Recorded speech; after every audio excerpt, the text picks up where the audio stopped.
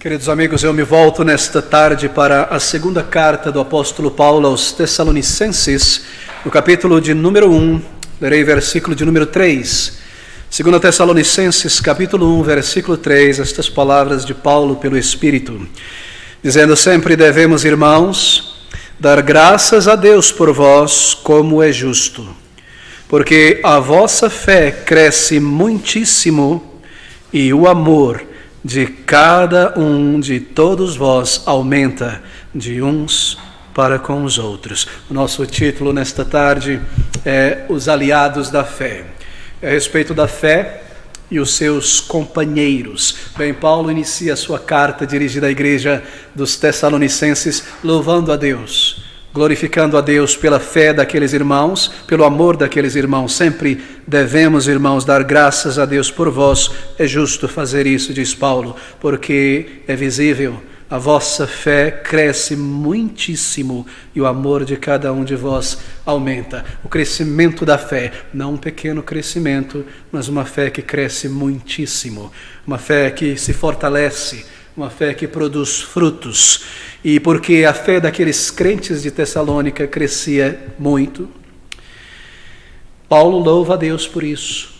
Paulo dobra o joelho diante do Senhor Jesus Cristo por aqueles irmãos. E esse, meus queridos amigos, esse é o desejo de todo verdadeiro crente: aumentar na fé, crescer na fé, ter diante dos seus olhos frutos, ver o crescimento, o fortalecimento da sua própria fé, poder medir, poder auferir, poder verificar que a minha fé tem crescido, que ao longo desta jornada cristã, a minha fé na palavra do Senhor, no Senhor da palavra, na vida cristã, no andar sincero com o Senhor, tem realmente frutificado, poder olhar pelo retrovisor e ver um real crescimento na fé. É sobre isso que nós gostaríamos de falar nesta tarde. Bem, isso é necessário, uma fé vigorosa na vida cristã, porque uma pequena fé é um desastre, uma catástrofe na vida cristã.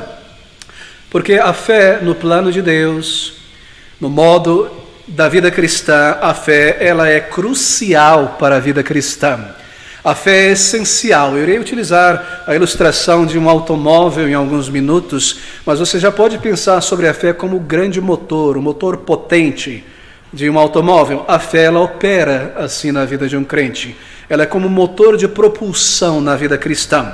A fé, por exemplo, é a chave para nós experimentarmos as bênçãos do Senhor.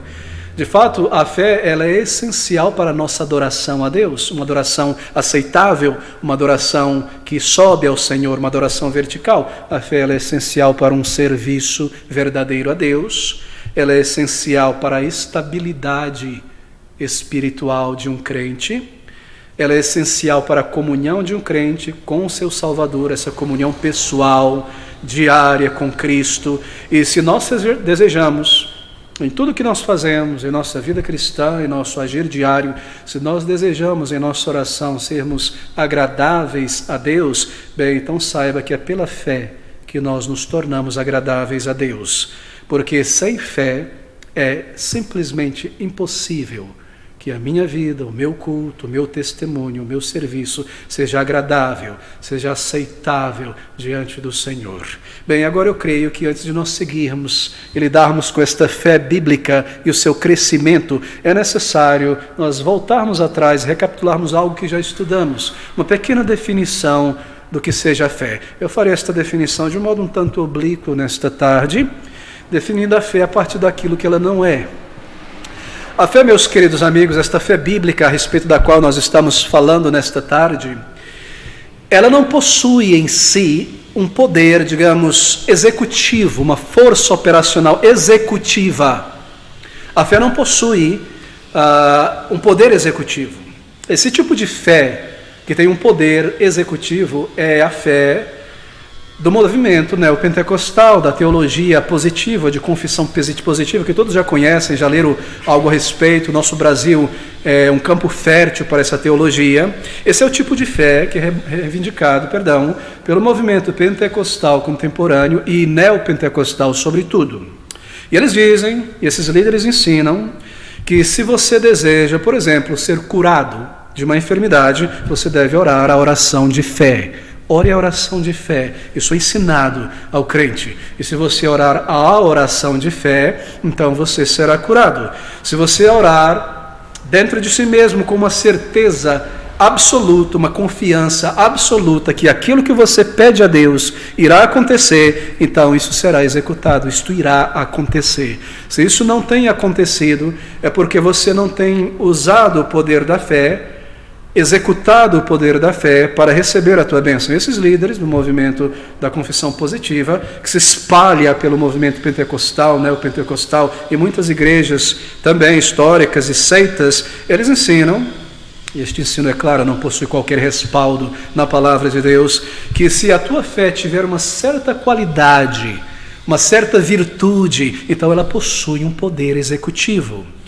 Um poder para, de algum modo, controlar os poderes celestiais e fazer com que o poder de Deus entre em operação em tua vida, executando aquilo que era bom para você, aquilo que você pede a Deus. Bem, de maneira muito simplória, é mais ou menos como uma máquina de um caça-níquel, de um cassino. Aquelas antigas, que você põe a moeda, puxa a alavanca e vem uma bolada. Assim é a fé do movimento da teologia da prosperidade, da confissão positiva. Não é? Você executa a fé, você tem uma fé correta, no sentido de uma qualidade, uma virtude correta para a tua fé. Você puxa essa alavanca da fé, então as bênçãos do Senhor vêm em montão sobre a sua vida. Se você é pobre, se você é coitado e não tem nada, está cheio de dívida, eles dizem, é culpa tua, você não tem fé, porque o Cristo Jesus já alcançou tudo para nós na cruz, e agora você precisa apenas reivindicar, abraçar. E se não vier e você tem fé, essa fé é essencial, então não venha me culpar como pastor, culpe a Deus, cobre dele, ele tem uma dívida para com você. Você ouve coisas como essas, absurdas, blasfemas em nossos dias, mas esse é o resultado do afastamento da palavra de Deus no que se refere à fé, a compreensão do que é a fé bíblica. Alguns promotores deste ensino, você já deve ter ouvido, eles chegam mesmo a ensinar que o crente ele deve visualizar a bênção que ele deseja. Você já viu isso? Para você ter uma fé verdadeira, você deve, na verdade, crer e materializar isso em sua mente. Assim, se você vai pedir a Deus uma bicicleta, bom, uma bicicleta não, porque isso não é grande fé, um carro, se você vai pedir a Deus um carro, então, se você não receber, você tem fé, sabe por quê? Porque você não está dizendo para Deus qual é o tipo de carro que você quer, criatura. Você fica falando um carro, e Deus tem tantos carros, você não disse para Ele como é esse carro. Você deve visualizar como se já existisse, não é? E pedir a Deus e crer. E você percebe como essas coisas têm respingado para dentro das igrejas tradicionais e crentes copiando, não é? Às vezes, vocabulários pentecostais. Você às vezes ouve um crente orando, pedindo algo e já te agradecemos por isso. Já te agradecemos, isso vem do movimento da fé. Mas ele não respondeu ainda e nós não sabemos qual é a vontade de Deus. Você vê isso se espalhando por todo lugar. E há pessoas, crentes em Jesus Cristo, que abraçam esta ideia mística de fé e saem fazendo coisas que você fica de cabelo em pé, ou sai andando por aí como super-homem, pronto para abrir, não é? A roupa de super-homem, voar, pronto para uma oportunidade para exercer a sua fé e fazer algo, porque eu creio que se isso acontecer, eu vou ter tamanha fé para ajudar essa pessoa e fazer aquilo, e Deus vai me fazer voar e pular e dar cambalhota e passar por essa parede e parar uma bala nos dentes, coisa desse tipo. Parece ridículo, não é? Mas, infelizmente, você vê isso hoje e ouve, e não pouco. Mas isso está baseado numa fé que não é bíblica, numa fé mística. Assim, meus queridos amigos, é muito importante marcar este ponto, eu não me delongarei aqui, que a fé, ela não possui este poder executivo, a fé não pode controlar a Deus. A verdadeira fé, ela reconhece que somente Deus é soberano, que Ele conhece a sua própria vontade para o mundo, para cada um de seus filhos e filhas. Ele conhece o seu propósito e Ele tem um plano e um treinamento para cada um de nós. A verdadeira fé bíblica compreende que Deus não é somente poderoso, mas Ele também é sábio e Ele tem um plano. Assim Ele opera segundo o seu propósito. Ele opera o seu poder de acordo com a sua sábia vontade e os seus sábios desígnios. Assim, quando nós oramos por uma bênção, com fé, crendo no Senhor, que é poderoso para realizar, como uma cura, por exemplo, Nós oramos em submissão à vontade do Senhor, sabendo que Ele responderá, Ele sempre responde. Mas isso, a sua resposta, poderá muitas vezes ser muito diferente do que nós esperamos. Porque muitas vezes o nosso desejo não está alinhado com a vontade de Deus. E o nosso Pai Celestial, Ele conhece o que é melhor para nós. E às vezes, com muita fé, nós pedimos a Deus por um escorpião, por uma cobra, e o Senhor não nos dará isso, não é? Porque Ele é um Pai Celestial. Qual é o Pai Celestial que o seu filho pedindo por um ovo, por um pão, lhe dará cobra ou escorpião? Mas muitas vezes nós pedimos por isso, sem perceber, sem entender. Mas Ele que conhece o futuro, e a nossa estrutura, e o treinamento que Ele tem para nós, e a sua vontade revelada para o nosso conhecimento, Ele responderá segundo a sua vontade, segundo o seu poder. Assim, meus queridos amigos, muitas vezes Deus, por exemplo, chama um crente em Jesus Cristo a prová-lo na enfermidade, e a ter um testemunho dele na enfermidade, na provação. Não essa é a realidade de muitos e muitos crentes no mundo inteiro? Não essa é a realidade de grandes homens e mulheres da fé que serviram ao Senhor através de muitas enfermidades por muitos anos? Assim, nós não devemos de maneira alguma, não é correto, eu termino este ponto aqui, não é correto para um crente criar um tipo de certeza emocional artificial sobre o resultado da sua oração. Como se ele pudesse dominar a Deus, como se Deus fosse uma força, uma energia abstrata. Eu posso controlar a divindade através deste magnético, deste, o que quer que seja que haja em mim chamado de fé, e os poderes celestiais irão operar. É só encontrar a receita certa. Os segredos de maneira alguma. Deus é um ser pessoal, e Ele possui grande sabedoria e os seus planos. Deus é um ser pessoal, sábio, soberano, e os seus propósitos são revelados em sua palavra. A fé bíblica, ela confia no Senhor e ela também conhece o Senhor revelado na sua palavra. Bem, eu fecho este ponto aqui. É muito importante que nós tenhamos isso em mente antes de seguirmos em frente, falando sobre esta fé que deve crescer, que deve ser fortalecida na vida cristã. Bem, Deus ama ver uma fé vigorosa em todo crente. É claro, nós vimos isso na palavra de Deus, porque uma fé vigorosa no crente, em um filho, uma filha de Deus, glorifica a Deus. Foca as nossas mentes no seu poder, na sua vontade, em seus propósitos. Uma fé real, uma fé consistente na vida cristã, na vida de um crente, foca os nossos olhos na independência de Deus, na sua vontade, nos seus planos. Mantém os nossos olhos na sua ternura. Ele é um Pai Celestial, expressa a dependência de Deus, a admiração a Deus. Assim, Deus ama ver um crente com uma fé vigorosa, uma fé crescente. E a fé, quando ela é real, ela nos permite ser realistas. Somente a fé compreende a realidade das coisas, porque quando nós estamos cheios de fé, fé ativa, fé real, fé vigorosa, nós nos vemos como pessoas fracas, pequenas, frágeis, necessitadas. E então nós compreendemos e respeitamos a nossa necessidade de Deus. Somente a fé faz isso. Da graça de Deus diária, de buscar dele, não é verdade? E a fé é algo que deve ser cultivado também. A fé sempre precisa ser cultivado. Eu penso que essa é uma das maiores dificuldades de crentes em Jesus Cristo, cultivar a sua fé, lembrar, entender isso.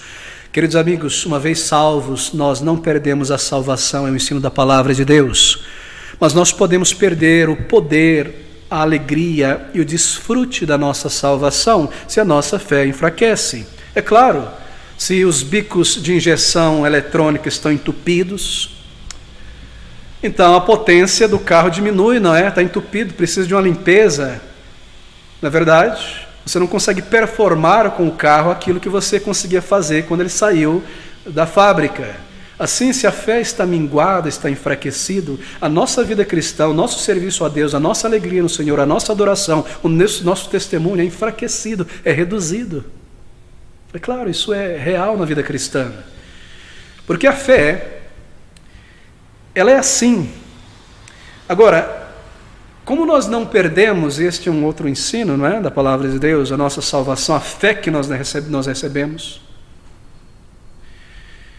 Porque sempre há uma medida de fé no crente, então Aí está a nossa dificuldade.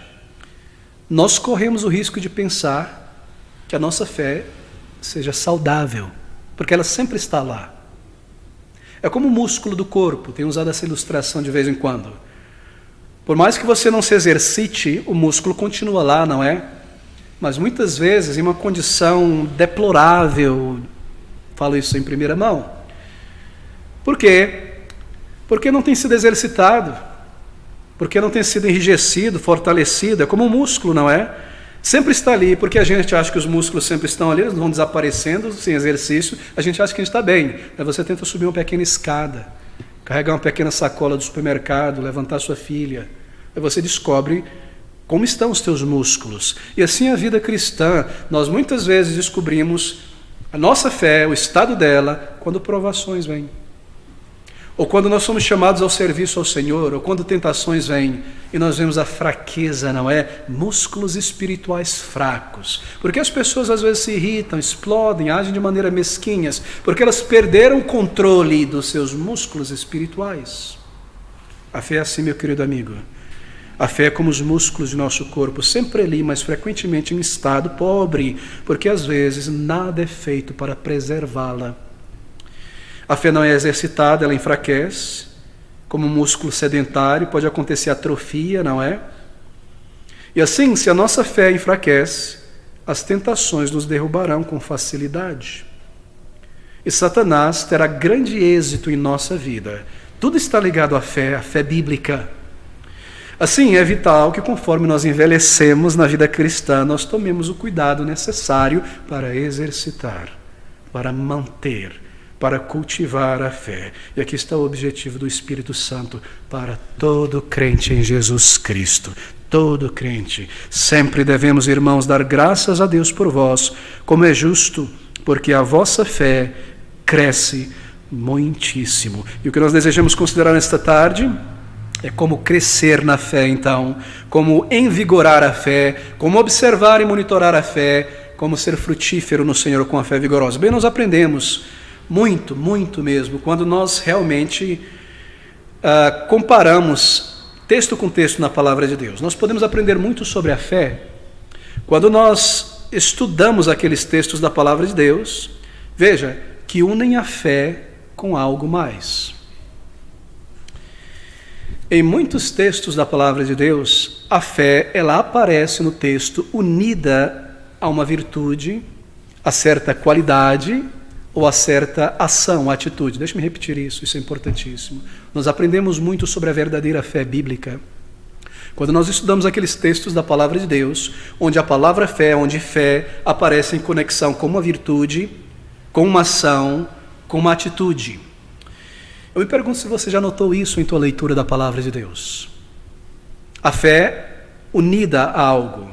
Isso é assim, porque a fé efetiva, a fé vigorosa, ela nunca está sozinha. A fé real, a fé vigorosa, ela nunca opera sozinha. Isso acontece porque a fé não tem um fim em si mesmo. Um motor de um carro não tem um fim em si mesmo.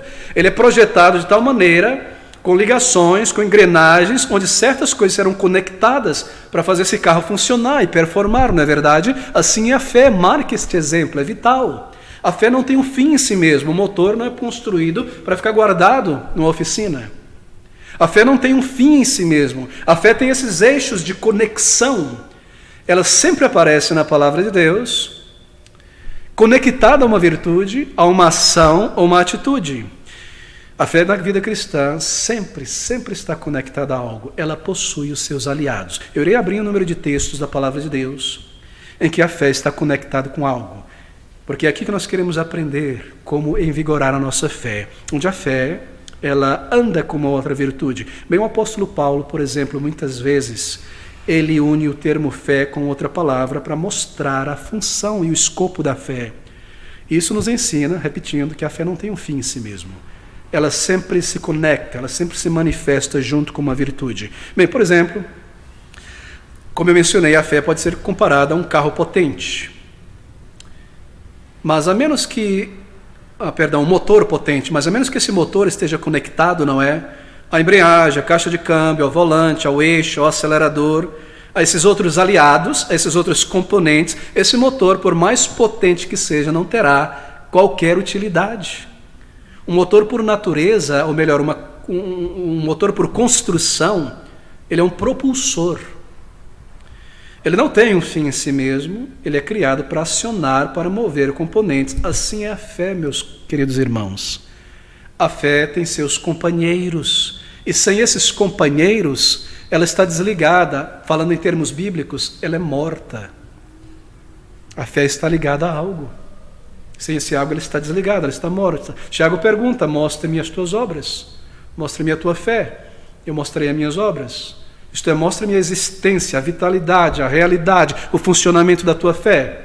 Aqui está minha fé, um motor parado. Aqui estão minhas obras, um motor conectado, funcionando. A realidade da fé é provada por estas coisas. A fé não tem um fim em si mesmo. A fé não é um sentimento. A fé não é sentar numa tarde morna, bonita, vendo as estrelas, pegar teu violão e começar a cantar alguma coisa bonita para o Senhor. A fé não tem um fim em si mesmo. A fé é um motor poderoso dado por Deus ao crente após a conversão, na conversão, e continua com ele, que irá propulsionar esse crente ao serviço, à vida, à oração, a amar a Cristo, a alcançar almas, a se sacrificar. Assim, queridos irmãos, marque essa ilustração. É muito, muito importante entender essa verdade bíblica. Talvez aqui esteja a causa de nossa pouca produtividade no reino de Deus, de nossa pequena alegria, nosso pequeno gozo, de nossas preocupações, de nossas incertezas, de nossas debilidades, instabilidades. Eu creio que aqui esteja a causa da inoperância de muitas igrejas, do povo de Deus em geral, de um fraco testemunho cristão em nosso país. A fé sem os seus companheiros é morta, inativa, é um motor desconectado, não propulsiona nada, não move nada. A fé somente é vigorosa, ativa, quando ela está conectada a certos deveres, a certas atitudes. Bem, deixa-me provar primeiro isso para você, para que nós sigamos pelos textos. Então, abra comigo em 2 Pedro, apenas um texto prova entre muitos, capítulo 1, versículo de 5 a 6, 1 Pedro 1, ou melhor, 2 Pedro, na verdade, 1, de 5 a 6, observem, está aqui. E vós também, diz Pedro pelo Espírito, pondo nisto mesmo toda a diligência, acrescentai, ligar, conectar à vossa fé o quê? A virtude. E à virtude o conhecimento. E ao conhecimento ciência, a temperança a paciência, a piedade. Ali está o motor. No motor se conecta o eixo. Espero que não esteja falando besteira aqui. E ao eixo é conectado as rodas e os freios, e tudo está conectado àquele motor, não é? Conecte a fé a estas coisas, para que esse carro mova. Você recebeu uma fé na conversão, um potente motor. E aqui estão as virtudes, as ações, para uma vida real, uma vida vigorosa, uma vida plena em Cristo, uma vida de alegria, uma vida de frutos, uma vida de certeza. Bem, são essas as palavras. Deixa-me iniciar agora com os nossos textos. A fé conectada a uma virtude, a uma ação. Marque esses componentes. Bem, Filipenses capítulo 2, é o nosso primeiro texto, versículo de número 17. Nós seguiremos através de alguns textos nos próximos minutos. Filipenses 2, 17. Atente para essas palavras. Paulo se alegra com o crescimento espiritual daqueles irmãos, e ele fala sobre o sacrifício e serviço da fé deles. Estas palavras: e ainda que seja oferecido por libação, sobre o sacrifício e serviço da vossa fé, folgo e me regozijo com todos vós. Folgo e me regozijo. Observe o que ele está fazendo. Ele está conectando a fé com esses dois componentes vitais: serviço e sacrifício ao Senhor. Pense dessa maneira, meu querido irmão. Espero que você esteja conseguindo acompanhar. Aqui nós temos a fé em conjunto com sacrifício e serviço. Uma fé viva, uma fé ativa, ela está sempre pronta a sacrificar. Você entendeu? É isso que ele quer dizer. Sempre pronta a sacrificar. O motor estará sempre se conectando àquele componente, eu não vou dizer o nome, quando pisa-se no acelerador. Não é? A fé está sempre pronta a sacrificar, sempre pronta ao sacrifício. E se nós nos recusamos a fazer sacrifícios na vida cristã, a nossa fé é minguada. Pense desta maneira: se eu estou convencido, isso é fé. Se eu estou persuadido, isto é fé, sobre o Senhor Jesus, Salvador. Se eu estou convencido, persuadido, fé, sobre a sua missão na terra, isto é fé. Então eu sinto profundamente que o único propósito de eu estar ainda aqui neste mundo, depois que Cristo me salvou, é servi-lo, é trazer glória ao seu nome. Verdadeira fé não pode, não consegue suportar o pensamento de ser inútil. Verdadeira fé não consegue suportar o pensamento de ser infrutífero espiritualmente. Se uma pessoa consegue ser infrutífera espiritualmente, meses e meses sem servir ao Senhor, sem testemunho, esta pessoa não possui uma fé. Ou se nasceu de novo, esta fé está parada, vivendo apenas em torno de mim mesmo, resolvendo os meus problemas, gerenciando as coisas terrenas apenas, desfrutando da criação de Deus, maravilhoso, nunca servindo, nunca sacrificando.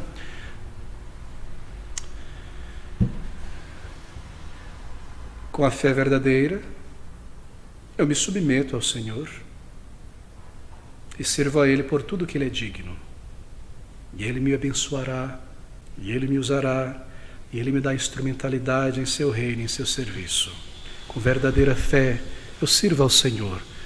A fé não é nada em si, se ela não está conectada a virtudes. Se você está sentado em casa assistindo alguma coisa, semana após semana, e você vem à igreja e você não faz nada por Cristo, esta fé é inútil. Mas eu tenho fé, eu fui salvo, mostre-me as tuas obras. Pergunta Tiago. A minha fé é viva, mas ela não está conectada a nada, ela não proporciona nada. Pense sobre isso. Essa fé, ela é aliada a sacrifício e serviço. E quando ela é aliada a sacrifício e serviço, ela não conta o custo de servir o Senhor. A fé não fica contabilizando, a fé não sente remorso pelo tempo, pelo recurso despendido. A fé não se arrepende de dispensar tempo, energia, esforço no serviço do Senhor. Essa é uma fé que ela é materializada, manifesta-se por dizer que ela é real, que ela existe no crente, pelo serviço, pelo sacrifício.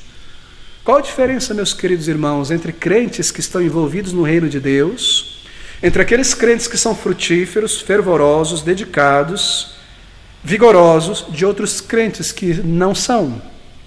A resposta é que estes conectam a fé com esses componentes.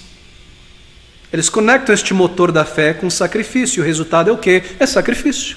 É obras, é frutos para o Senhor, é vida para o Senhor. Meus irmãos, na fé há algo para se fazer.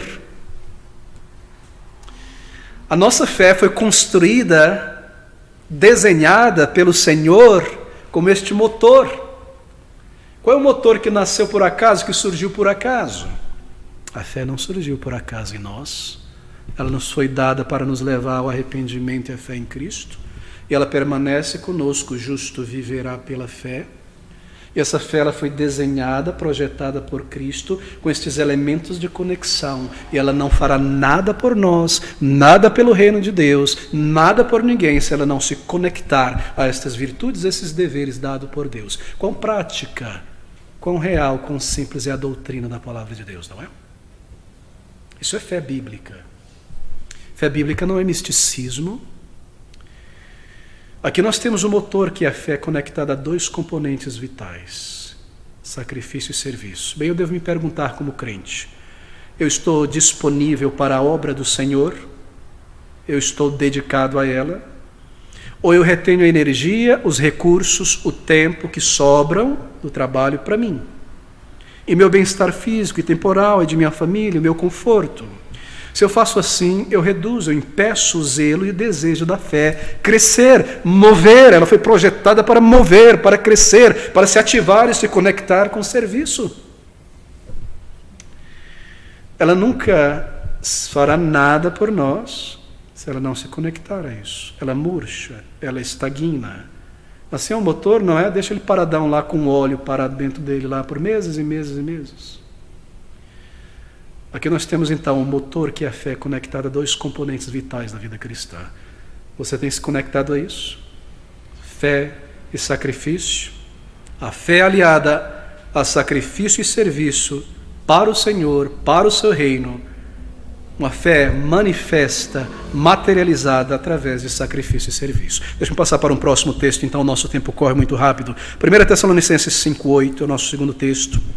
Abra comigo, 1 Tessalonicenses capítulo 5, versículo de número 8, estas palavras: mas nós que somos do dia, sejamos sóbrios, vestindo-nos da couraça da fé e do amor. Fé conectada com amor, tendo por capacete a esperança da salvação. Couraça da fé e do amor. Bem, ele tem visto o soldado romano.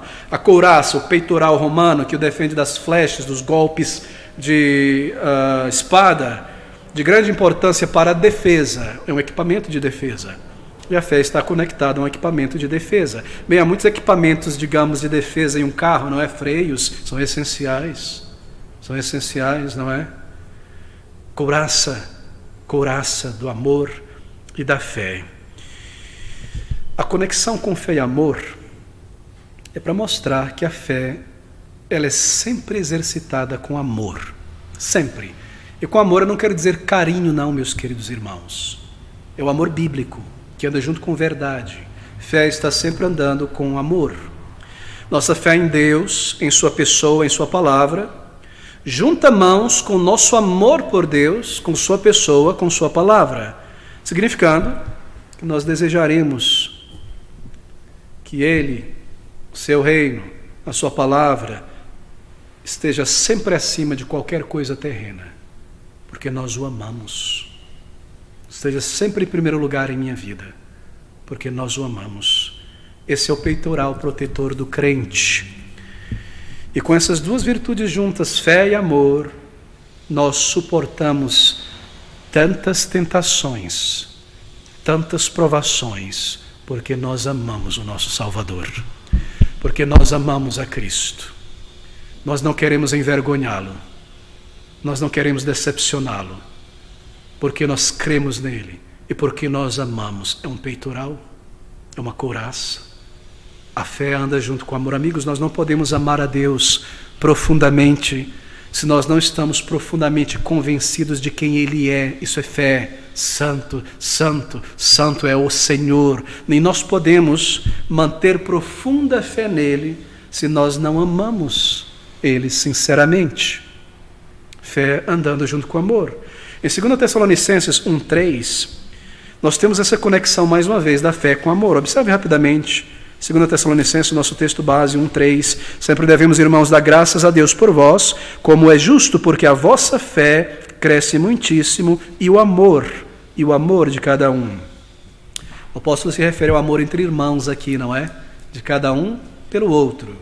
Porque a falta de presença de amor entre irmãos sufoca a fé. Sufoca a fé. Não diz a Bíblia que o amor é a liga da perfeição? O amor não é a perfeição. A perfeição, diz Paulo em Colossenses, é o amor. Perdão, é a cola, é o conjunto das virtudes. Mas ali estão essas virtudes separadas, elas estão tremendo, vai cair. Então põe uma cola, amor. Ela traz a liga da perfeição. E assim ele está dizendo aqui que a falta de presença de amor entre irmãos sufoca o amor, desmorona a obra, o serviço e tudo que nós fazemos. Quando crentes em Jesus Cristo são demasiadamente reservados, demasiadamente separados, demasiadamente isolados, se afastam, se distanciam da comunhão do povo de Deus, nunca envolvidos, ou eles têm disputas entre si, ou eles ignoram uns aos outros, ou se escondem uns dos outros, ou quando a fofoca e o orgulho os separam de estarem ativamente juntos com o povo de Deus, no culto do Senhor, no serviço do Senhor. Em circunstâncias como essa, tudo que sobra e é mantido é uma fé hipócrita, somente isso, porque não há fé sem amor. Não há motor sem suas conexões. Não há velocidade sem acelerador conectado ao motor de alguma maneira. só no empurrão, não é? Mas se nós fazemos as coisas no empurrão, no braço da carne, então nós não vamos a lugar algum, não é? Porque ainda que nós tivéssemos os melhores psiquiatras e psicólogos e coachings na nossa igreja e não tivesse amor, seria o braço da carne. Seria uma instituição religiosa apenas e não a habitação do Espírito de Deus. Fé sempre anda junto com o amor. Fé fortalece, enrijece o amor entre crentes em Jesus. Isso é algo, muitas vezes, que tem sido de grande testemunho a pessoas que entram na igreja quando eles visitam uma igreja onde a fé e o amor operam juntos. Enquanto que a recusa obstinada em amar com sinceridade estraga a vida cristã.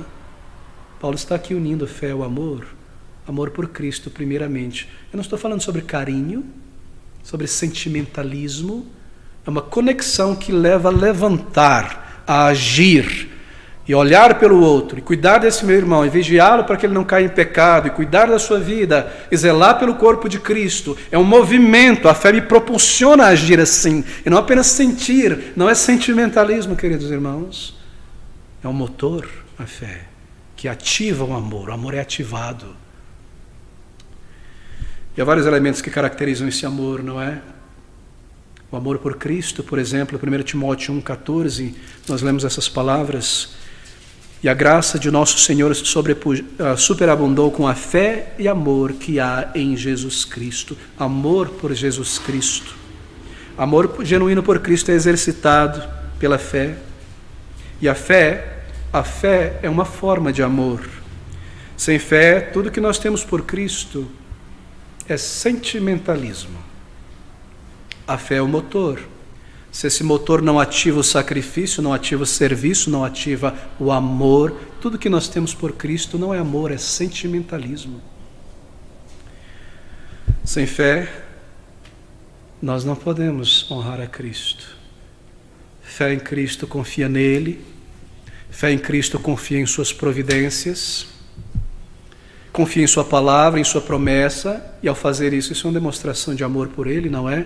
No meio das dificuldades, no meio das dúvidas, quando nós confiamos nele em provações, em aflições, nas enfermidades, esse elemento de fé se constitui em amor dirigido a Deus, em culto dirigido ao Senhor, em amor dirigido a Cristo. Essa confiança são como palavras de amor por Cristo.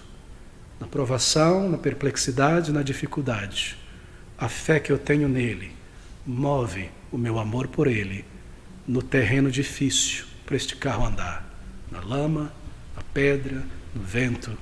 A fé ativa o amor e eu sigo em frente, amando-o, conhecendo-o, servindo. Isso é um amor bíblico.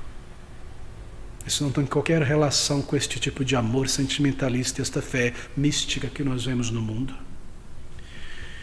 Andar em santificação é um segundo elemento de amor por Cristo. Porque eu amo, eu santifico a minha vida. Eu tomo coragem e eu desligo aquelas coisas que desagradam ao Senhor. Porque eu amo, eu viro o rosto do erro e do pecado. Porque eu amo, eu passo por ridículo diante dos homens para não pecar contra o Senhor. Porque eu amo. Por quê? Porque a fé, a persuasão de que Ele é santo, Ele é Deus, santo, santo, santo, é o Senhor Jesus Cristo. Eu creio nisso. Esta minha fé ativa o meu amor por Ele. Na família, não importa onde seja, o meu amor por Ele é maior do que qualquer outro amor.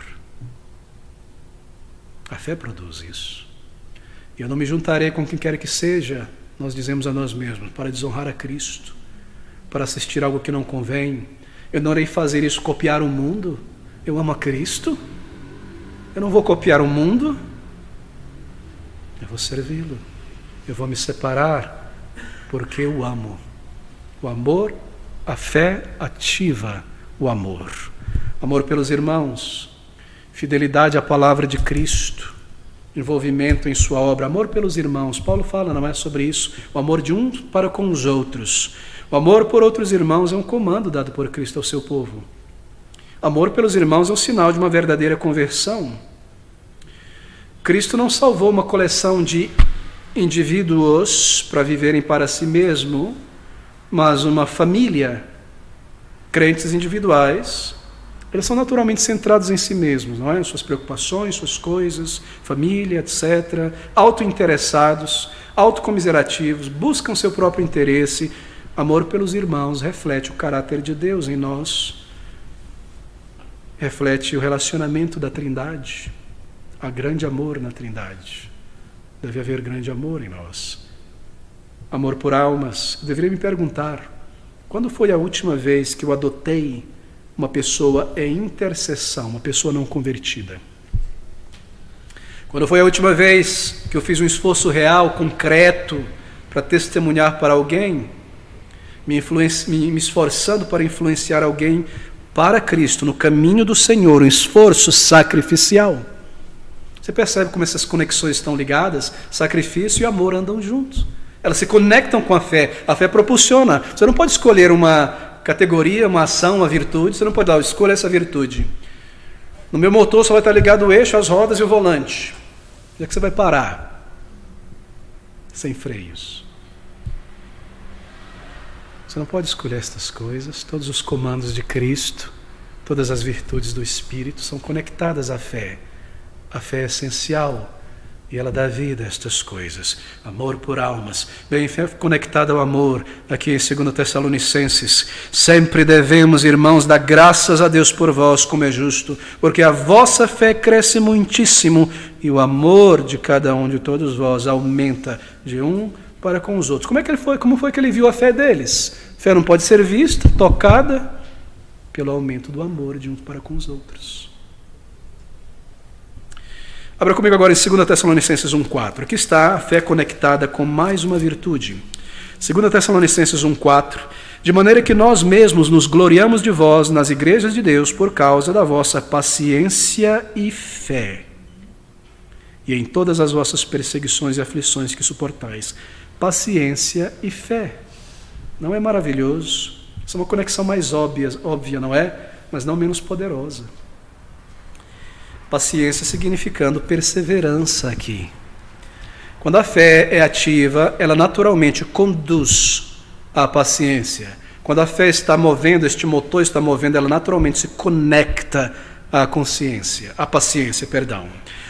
Leia paciência na Bíblia sempre em termos de perseverança, porque a paciência bíblica não é ficar sentado esperando algo, é perseverar no meio da adversidade, da dificuldade, continuar firme. Paciência na Bíblia é perseverança. Perseverança nas provações, porque nós estamos convencidos de que Deus não fecha os olhos, tem um plano para mim. Embora eu não entenda com clareza por que diz como as coisas estão acontecendo. Se é claro, não é minha culpa, nem meu pecado, eu sei que Ele está vendo todas as coisas e que Ele realmente intervém. Que Ele conhece o estado e a condição de cada um de nós, onde nós nos encontramos agora, que Ele infalivelmente nos conduzirá até o final, até passarmos por esses portais eternos, e assim possuindo essa convicção, a fé é encorajada à perseverança, à paciência no meio das dificuldades. A fé recebida na conversão se conecta à perseverança. Você tem perseverado, meu irmão, minha irmã?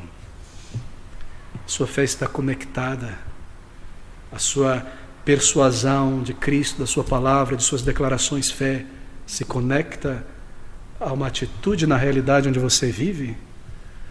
De outra maneira, qual a utilidade da fé? Se nós não estamos prontos a exercitar paciência, conectar a fé com paciência, nós rapidamente enfraquecemos a fé. Se nós somos habitualmente impacientes, esse tipo de pessoa curta da resposta, irritadiço, pavio curto, e pior, se nós nos orgulhamos disso, e há pessoas que se orgulham, eu sou grilado, eu sou irritado, eu sou sangue quente mesmo. É você uma nova criatura? Pode um crente justificar suas ações baseadas na velha natureza? Porque isso é da velha natureza, isso é terreno, demoníaco, como diz Paulo. Se você é isso, então você não é uma nova criatura. As coisas velhas não passaram, elas permanecem ali. Se nós somos sempre assim, e se nós somos salvos, isso está em nós, nós contradizemos nossa crença, nós ferimos a nossa fé, nós manchamos o nosso testemunho. Porque a fé não pode ser exercitada em uma atmosfera de impaciência. A fé persevera em autocontrole no meio das dificuldades. A fé persevera nas contradições. Bem, aqui está a fé conectada à paciência, fé conectada a serviço, ao sacrifício, ao amor por Cristo, pelos irmãos, por almas e a paciência. 2 Tessalonicenses 1:11. Paulo diz: por isso também rogamos sempre por vós, para que o nosso Deus nos faça dignos de sua vocação e cumpra todo o desejo da sua bondade e a obra da fé com poder. Fé e poder. Como fé e paciência estão logicamente conectados, se a fé é exercitada continuamente em oração, em obediência ao Senhor, então nós experimentamos o poder de Deus em nossa santificação. E porque nós estamos em Cristo, nós podemos todas as coisas naquele que nos fortalece. Nós podemos vencer essas inclinações da velha natureza. A fé se conecta ao poder que há no Senhor, pela oração, por uma atitude séria, no testemunho, no serviço, no lidar com as provações. Ele nos dá poder. No entanto, se nós estivermos preocupados em experimentar, em provar o Senhor, não testar, em provar do Senhor, o poder de Deus, e nós falhamos em orar por ajuda, por graça, então não haverá nenhuma bênção, não haverá nenhum poder, e consequentemente a nossa fé se tornará desiludida, diminuída. Me pergunto se haveria alguém assim aqui em nossa congregação. Você tem uma fé mínima porque você não ora por ajuda, pelo poder de Deus para testemunhar, para a santificação, para lidar com as provações.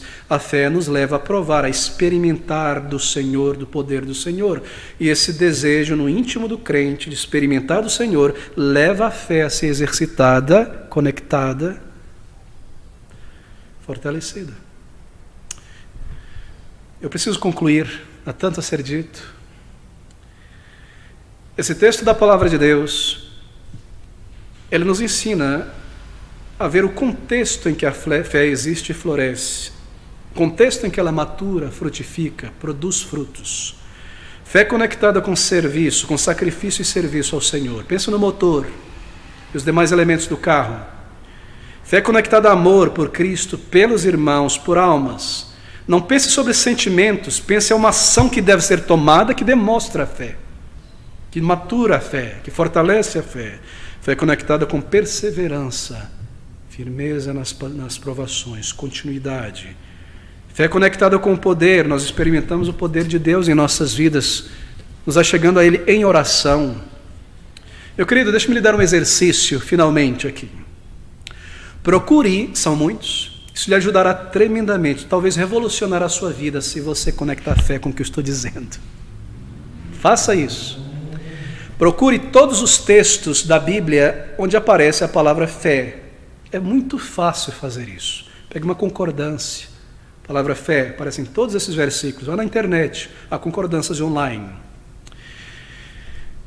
Separe esses textos onde a fé, a palavra fé, ela está conectada a uma virtude, a uma ação, a uma atitude. É um ótimo exercício de estudo bíblico, porque é assim que a gente estuda a Bíblia. Você pega o texto, a doutrina, procura em toda a Bíblia e começa a ver as nuances dela, até chegar a uma compreensão global sobre o significado. Então anote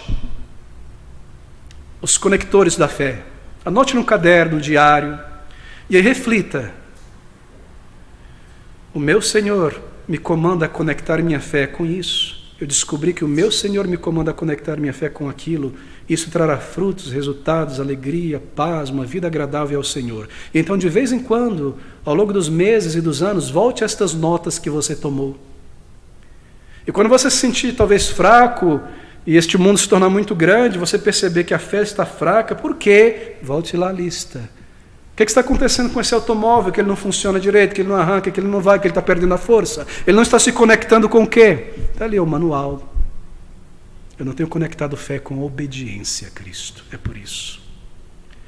Eu não tenho conectado, misturado fé com o que eu ouço, com amor, com esperança.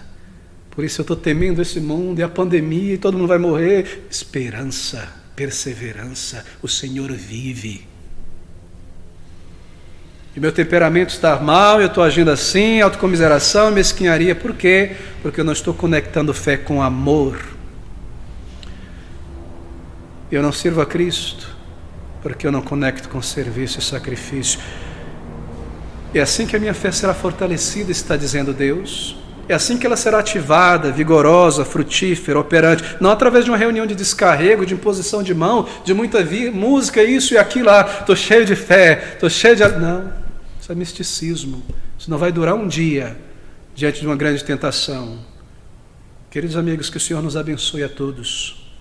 E a nossa fé como indivíduos e como igreja se torne sólida, bíblica, espiritual, de verdade. Deixa eu lhe perguntar. Você irá conectar a tua fé com este estudo da Palavra de Deus? Misturar fé com o que você ouviu? Conectar fé a isso? Logo que você sair daqui, ao chegar em casa, vamos orar juntos. Senhor nosso Deus, quão grande é o teu poder, design e sabedoria. Tu nos deste, Senhor, a fé dos eleitos de Deus. Esta é a fé dos eleitos de Deus. Não a fé mística, pobre, vazia, estranha deste mundo, mas uma fé que nos foi dada na conversão, nos levou a Cristo e operou tamanha transformação em nós, mesmo uma nova vida. Uma fé que é poderosa para nos elevar acima da superfície deste mundo e viver na plenitude do Espírito na palavra, e te honrar e te agradar e sermos mais do que vencedores, heróis da fé, na fé, em nossa geração. Senhor, quão clara é a tua palavra. Aqui está, Senhor, a razão das nossas debilidades. Às vezes admiramos homens e mulheres do passado de grande fé e nos esquecemos que eles tinham esta palavra e compreenderam que a fé é como motor. E se conectaram e abraçaram pela fé estas virtudes e deveres e ações. E assim sua fé brilhou em sua geração. Sendo desprezados, sendo torturados, sendo abandonados, uma fé que nunca morreu. Uma fé que brilhou e que iluminou tantas vidas na família, na sociedade. Uma fé obediente, uma fé perseverante, uma fé sacrificial, uma fé cheia de amor, a fé dos eleitos de Deus. Ajuda esta igreja, Senhor. Torna esta igreja um baluarte da verdade neste país. Um farol que aponte a luz para a direção de Cristo, para que todo homem o veja. Um exército de homens e mulheres fracos em si mesmos, que dobram os joelhos diante de Cristo. Mas nós temos aprendido que aquele que se ajoelha mais permanece em pé melhor. Oh, nosso Deus, imprime estas verdades em nossa alma pelo fogo do Espírito, imprime em nossa mente e consciência e faz-nos agir pela fé, para a tua glória e para a tua glória e louvor somente, e para a nossa alegria em ti. Nós te rogamos isto em nome do Senhor Jesus, e para o teu louvor oramos. Amém. Vamos concluir juntos nesta tarde, louvando ao nosso Deus, entoando o hino de número 60 em nosso inário. Hino de número 60. Estas verdades, estes sentimentos, não sei porque de Deus o amor a mim se revelou.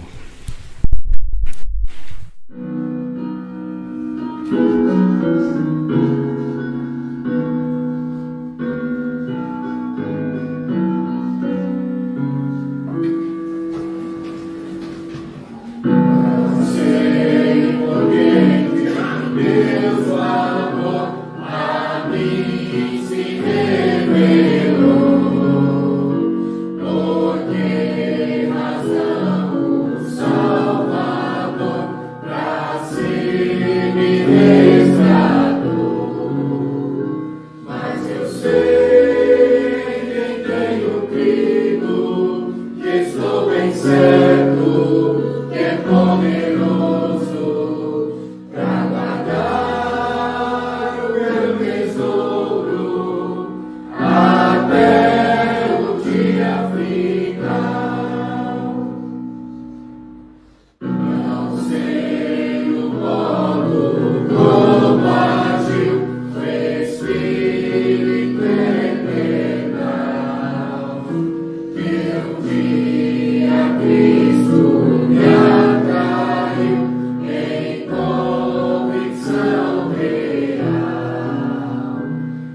Deus.